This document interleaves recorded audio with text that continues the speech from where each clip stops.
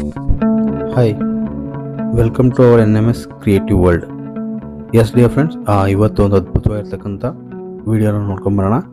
So ಒಂದು ಇತಿಹಾಸ ಪ್ರಸಿದ್ಧವಾಗಿರ್ತಕ್ಕಂಥ video, ಗೇರುಸೊಪ್ಪೆಯ Chennabhairadevi ಅವರ ಬಗ್ಗೆ ಇವತ್ತು ನಾವು ಈ ವಿಡಿಯೋದಲ್ಲಿ ತಿಳ್ಕೊಳ್ಳೋಣ. ಸೊ ಮತ್ತೆ ಬನ್ನಿ ಸ್ಟಾರ್ಟ್ ಮಾಡೋಣ ವಿಡಿಯೋನ. ಕಾಳು ಮೆಣಸಿನ ರಾಣಿ ಚೆನ್ನಭೈರಾದೇವಿ 54 ವರ್ಷ ರಾಜ್ಯವಾಳಿದ ಈ ದಿಟ್ಟ ಜೀನ ವನಿತೆಯನ್ನು ದುರದೃಷ್ಟವಶಾತ್ ಕರುನಾಡು ಬರೆದಿದೆ. ಆಡುವಳ್ಳಿ ಎಂಬ ಪುಟ್ಟ ಹಳ್ಳಿಯಲ್ಲಿ ಹುಟ್ಟಿ ದಾಲ್ಚಿನ್ನಿ ಕರಿಮೆಣಸನ್ನು ನಿರ್ಯಾತ ಮಾಡುತ್ತಾ ತಾನು ಹುಟ್ಟಿದ ನಾಡಿಗೆ ಅಪಾರ ಪ್ರಮಾಣದ ಸಂಪತ್ತನ್ನು ಗಳಿಸಿಕೊಟ್ಟ ಈಕೆ ಗೋವೆಯ ಪರಂಗಿಗಳು, ಕಾಳಿ ನದಿಯನ್ನು ದಾಟಕೂಡದ ಧೀರೆ. ಅಂತಿಮವಾಗಿ ಇಕ್ಕೇರಿಯ ಸೆರೆಮನೆಯಲ್ಲಿ ಸಲ್ಲೇಖನದ ಮೂಲಕ ಪ್ರಾಣತ್ಯಾಗಗೈದವಳು. ಇವಳಷ್ಟು ದೀರ್ಘಕಾಲ ರಾಜ್ಯವಾಳಿದ ಇನ್ನೊಬ್ಬ ರಾಣಿ ಅಖಂಡ ಭಾರತದ ಚರಿತ್ರೆಯಲ್ಲೇ ಇಲ್ಲ. ಕ್ರಿಸ್ತಶಕ 1552ರಿಂದ 1606ರವರೆಗೆ ಒಟ್ಟು 54 ವರ್ಷಗಳ ಕಾಲ ಇಂದಿನ ಉತ್ತರ ಕನ್ನಡ ಜಿಲ್ಲೆಯ ಹೊನ್ನಾವರದ ಗೇರುಸೊಪ್ಪೆಯಿಂದ ಕೊಂಕಣ, ಐವ ಮತ್ತು ತುಳು ಪ್ರಾಂತ್ಯಗಳನ್ನಾಳಿದ ಸಾಳುವ ವಂಶದ ಚೆನ್ನಭೈರಾದೇವಿ ವೀರಜೀನ ವನಿತೆ. ತಾನು ಬದುಕಿದಷ್ಟು ಕಾಲ ಪೋರ್ಚುಗೀಸರಿಗೆ ಸಿಂಹಸ್ವಪ್ನವಾಗಿದ್ದವಳು. ದಕ್ಷಿಣ ಕೊಂಕಣಕ್ಕೆ ತಮ್ಮ ಮತಾಂತರ ಪ್ರಕ್ರಿಯೆಯನ್ನು ವಿಸ್ತರಿಸಲು ತುದಿಗಾಲಲ್ಲಿ ನಿಂತಿದ್ದ ಪರಂಗಿಗಳ ಪ್ರಯತ್ನಕ್ಕೆ ತಡೆಗೋಡೆಯಾಗಿ ನಿಂತು ಇಂದಿನ ಉತ್ತರ ಕನ್ನಡವನ್ನು ಸಂರಕ್ಷಿಸಿದವಳು.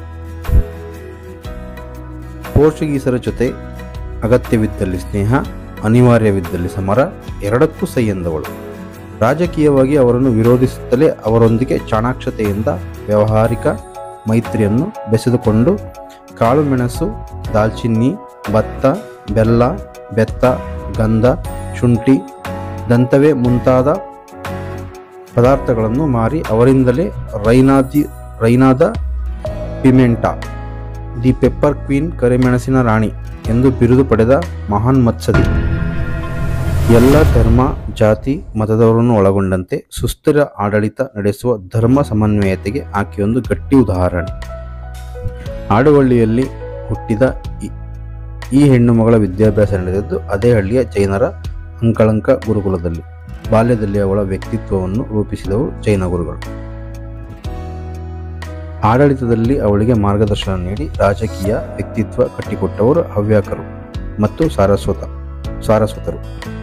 ಅಸ್ವರಸಿ ಎಂಬ ಪ್ರೀತಿ ಮತ್ತು ಗೌರವದಿಂದ ಆಕೆಯನ್ನು ತಮ್ಮ ಪ್ರಾಣವನ್ನು ಒತ್ತೆ ಇಟ್ಟು ಬೆಂಬಲಿಸಿದವರು. ಗೊಂಡರು, ಕಾರ್ವಿಗಳು, ಬೆಸ್ತರು, ಹಾಲಕ್ಕಿಗಳು ಆರಂಭದ ಅವಳ ವಾಣಿಜ್ಯ ವ್ಯವಹಾರಕ್ಕೆ ಬೆಂಬಲವಿತ್ತು. ಮಧ್ಯಪ್ರಾಚ್ಯದ ಮಹಮ್ಮದೀಯರೊಂದಿಗೆ ವ್ಯಾವಹಾರಿಕ ಸಂಬಂಧ ಬೆಳೆಸಲು ನೆರವಾದವರು. ಮಹಾರಾಣಿ ಚೆನ್ನಭೈರಾದೇವಿ ಕನ್ನಡ ನಾಡಿನ ಹೆಮ್ಮೆ, ಸಾಹಸ, ಧೈರ್ಯ ಮತ್ತು ರಾಷ್ಟ್ರಭಕ್ತಿಯ ಪ್ರತೀಕ. ಚೆನ್ನಭೈರಾದೇವಿ ಸೇನಾಪತಿ ಕುಟುಂಬದಲ್ಲಿ ಜನಿಸಿದವರು. ಅವರ ತಂದೆ ಹನುಮಂತ ನಾಯಕ ಮತ್ತು ಪತಿ ಸದಾಶಿವ ನಾಯಕ ಅವರ ಅನುಪಸ್ಥಿತಿಯಲ್ಲಿ ಚೆನ್ನಭೈರಾದೇವಿ ತಮ್ಮ ಪ್ರತಿಭೆ ಮತ್ತು ಶಕ್ತಿಯಿಂದ ರಾಜ್ಯವನ್ನು ಮುನ್ನಡೆಸಿದರು. ಅವರ ಆಡಳಿತ ವೈಖರಿ ರಾಜಕೀಯ ಮತ್ತು ಯುದ್ಧ ಕೌಶಲ್ಯದ ಮಾದರಿಯಾಗಿತ್ತು. ಪೋರ್ಚುಗೀಸರಿಗೆ ವಿರುದ್ಧವಾದ ಹೋರಾಟ. ಮಹಾರಾಣಿ ಚೆನ್ನಭೈರಾದೇವಿಯ ಪ್ರಮುಖ ವೃತ್ತಾಂತ ಅವರ ಪೋರ್ಚುಗೀಸರ ವಿರುದ್ಧ ಮಾಡಿದಂತಹ ಶೌರ್ಯಯುತ ಹೋರಾಟ. ಪೋರ್ಚುಗೀಸರು ಕನ್ನಡ ಕರಾವಳಿಯಲ್ಲಿ ವ್ಯಾಪಾರ ವಿಸ್ತರಣೆ ಮತ್ತು ಕ್ರೈಸ್ತ ಮತ ಪ್ರಚಾರದ ಉದ್ದೇಶದಿಂದ ಹಲವು ಸ್ಥಳಗಳಲ್ಲಿ ಆಕ್ರಮಣವನ್ನ ಮಾಡಿದ್ರು. ಅವರು ಧರ್ಮಾಂತರ, ಹನನ ಮತ್ತು ದೌರ್ಜನ್ಯಗಳಿಂದ ಜನರನ್ನ ಕಾಡ್ತಾ ಇದ್ರು. ಈ ಪರಿಸ್ಥಿತಿಯಲ್ಲಿ ಗೇರುಸೊಪ್ಪೆಯ ರಾಣಿ ತಮ್ಮ ರಾಜ್ಯವನ್ನ ರಕ್ಷಿಸೋದಕ್ಕಾಗಿ ಧೈರ್ಯಶಾಲಿ ನಿರ್ಧಾರಗಳನ್ನ ಕೈಗೊಂಡ್ರು. ಅವರು ಪೋರ್ಚುಗೀಸರನ್ನ ಎದುರಿಸೋದಕ್ಕೆ ತಮ್ಮ ಸೇನೆಯನ್ನ ಸಂಗ್ರಹಿಸಿ ಸ್ಮಾರ್ಟ್ ರಾಜತಂತ್ರವನ್ನ ಅಳವಡಿಸಿದ್ರು. ಅದೆಷ್ಟೋ ಮುತ್ತು ವಜ್ರಾಭರಣಗಳಿಂದ ಕೂಡಿದ ಗೇರುಸೊಪ್ಪೆಯ ಖಜಾನೆ ಅವರನ್ನ ಪ್ರಲೋಭನಗೊಳಿಸಲಿಲ್ಲ.